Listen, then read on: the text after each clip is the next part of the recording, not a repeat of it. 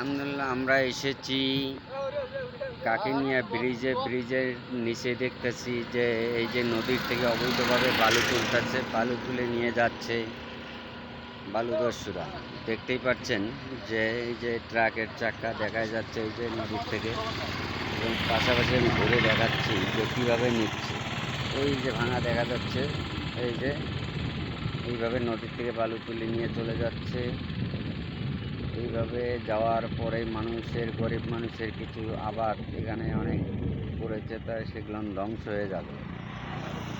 এই যে দেখা যাচ্ছে ট্রাকে বালু উঠায় নিয়ে চলে যাচ্ছে, দেখতেই পাচ্ছেন।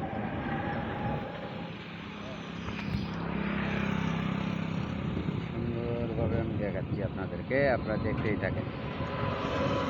এই যে এই পাশ থেকে বালু তুলছে, এই যে বালু তুলে গিয়ে এই যে ট্রাকে গিয়ে এই যে নিচ দিয়ে এই যে দেখা যাচ্ছে এই যে রাস্তাটা।